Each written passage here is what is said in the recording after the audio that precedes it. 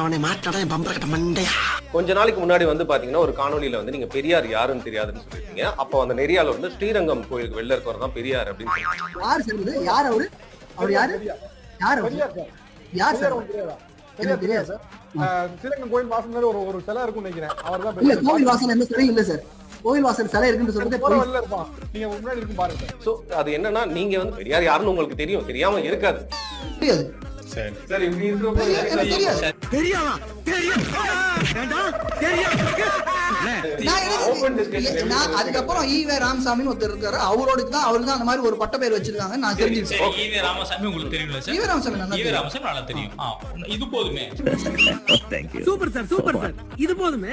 இத வச்சு நாங்க 4 வாரம் ஓட்டுவோம். சரி ஓகே. இவரா நான் மறுக்கிறேன்னு சொல்றேன். நான் கேட்ட என்ன இது என்ன சந்தேகம்?